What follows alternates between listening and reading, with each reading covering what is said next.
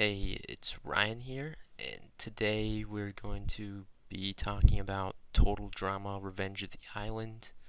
Um, this is a new channel, so I'm basically just going to be talking about Total Drama, just general topics like seasons and characters and stuff, and just analysis of different things. So today I'm just going to be talking about Revenge of the Island because I recently finished my last rewatch of it.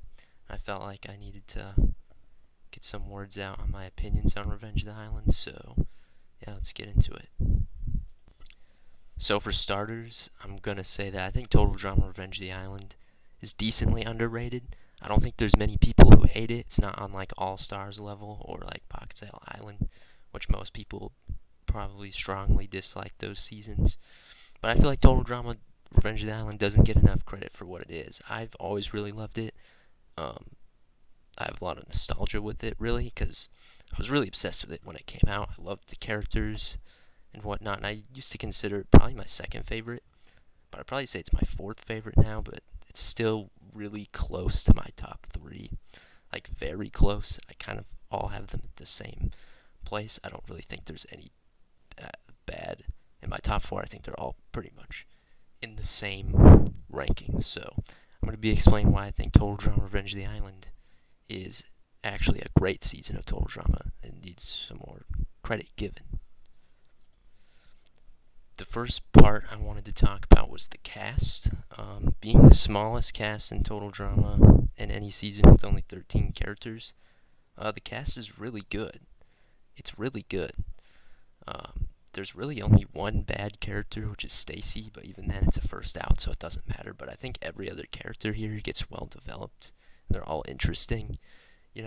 Like in comparison to Pocket Tail Island, which I'll kind of rat on this season a lot, because it's really just the epitome of how not to do total drama. But I think all the characters in Revenge of the Island are really interesting, and there's a lot of likable characters. I don't really consider any of them bad besides Stacy, and I think even for 13 episodes, they developed these characters well enough. And even though I think that some more of them should have come back, like we didn't see enough of Brick or Don or Anne Maria, for example. I feel like they could have showed up more. But for this one season that we got, it was really good.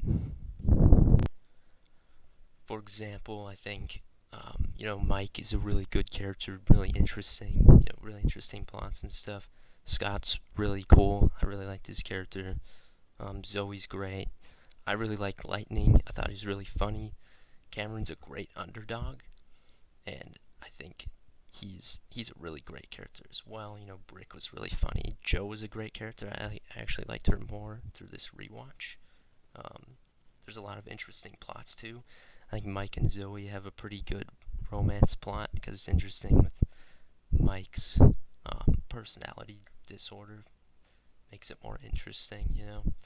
There's great dynamics between like Brick and Joe, like Lightning and Joe and stuff.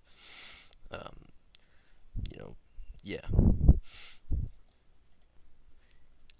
Even the smaller characters in the season, such as B and Don, became pretty immensely popular. B, even though he's only in a couple episodes, he's a really cool character. He wasn't like too gimmicky like in the later seasons. You have characters like Beardo, which is basically just a stupid version of B. And then even for him being only a couple episodes, he's a cool character. And Don becomes one of the most popular characters in all of Total Drama, despite being only in a few episodes. Even then, I think every character is pretty solid from this season. So yeah. I think one of the strong points about this season is really its main villain, Scott. Personally, he's my favorite character in the season. I know a lot of people like Scott because of All Stars, which he's great in that season. That's pretty much one of the only redeemable parts of that season. But really, I think Scott shines in Revenge of the Island as a villain. He's a great villain. He has a good balance of, like, he's pretty funny at times, but he's also a big strategist. And his strategy is really interesting, and it worked pretty well for him because he eliminated, like, half the cast, so yeah, Scott was a great villain, but there's also a good balance of like side villains because you have Lightning and Joe who work as like kind of side antagonists, while Scott's the main one, right?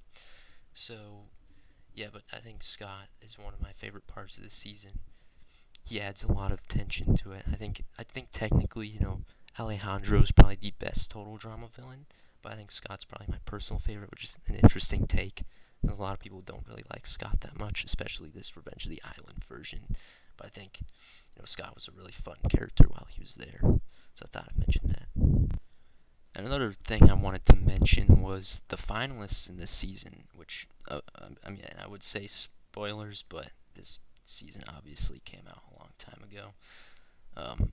With Cameron and Lightning being in the finale, I think that's one of my favorite finales because you'd never expect it. I feel like that's not predictable at all to have Lightning versus Cameron. Both great picks. I love both those characters, and I think Cameron obviously is a better winner. But I like Lightning's character maybe a little bit more. I just think Lightning is really funny. But it's a great finale because you'd never expect it. Like if I back then, I probably would have predicted that Mike and Zoe were the finalists. But ironically, that is the All Stars finale. But of course, Mike doesn't stay in the merge for very long, which was pretty unpredictable. And I think that final two is really surprising. And having Cameron win is very satisfying because you want him to win, right? Like he didn't float his way there like some other underdog characters. I'm not really gonna name names here, but Cameron, he got there. He earned his win, and I really like his ending too. So yeah, I thought I'd just mention the finale. It's a great finale. So yeah, basically, I just think Revenge of the Island has a lot of strong characters in it that are really good, a lot of strong plots, right? There's just so many good characters. I don't really think there's anything wrong with the season necessarily. I mean, there's its length, which is much shorter, right? Being only 13 episodes, and it's the first season to cut that down. But I think Revenge of the Island kind of benefits from its length. It's really fun to watch. It's easy to watch through. It's only 13 episodes, right? And they were able to fit so much into just those 13 episodes with all these great characters. I can't really say that about the other two seasons. I just don't think that's true for the other two, but I think Revenge of the Island works really well. As a 13 episode season, it's really easy to rewatch because it's really fun. So, yeah. So, another important part about Revenge of the Island to me is the theme of the season, right? Which is the returning to the island with the toxic waste. The first three seasons, you have the original island, then there's the movie sets, right? And then going around the world. There's three completely different themes. And Revenge of the Island is the first one to go back to the island theme. But, has the twist of the toxic waste, which makes it feel a lot different from Island. It doesn't feel like it's repeating anything. But then when you get to All Stars and Boxtail Island, it just feels lazy. I feel like there's nothing special about those seasons. It feels like there's just a lack of creativity because they just reused the island theme, while Revenge of the Island reused the island theme, but it put a big twist on it. And it takes, there's a small gripe from some people that takes away a sense of some of the realism of total drama, but it's still kind of a cartoon, so, the first season was pretty realistic in some parts, right? And it kind of strays away from that, especially when you get to Boxtail Island. It's just stupid and ridiculous. Revenge Island's not exactly realistic, but it's still, the characters are still, there's still people that you could see around you and stuff, so. But yeah, I think the theme is really important in Revenge of the Island. I think that's a really strong point, because it makes it really interesting. So, all in all, I think Revenge of the Island is a great season. There's not that many flaws with it, really. I think it has a great cast, great theme, as one of my favorite villains, if not my favorite. It had a great elimination order. I love the finalists. Characters were just so good. That's really the strong point this season, is they were able to make some really good characters that, even though they replaced the original, these characters were really likable. It has great plot lines that keep it interesting from start to finish. And I think it compares. I think it can compete with the original three seasons, in my opinion. I think Revenge of the Island is pretty much up to par with them.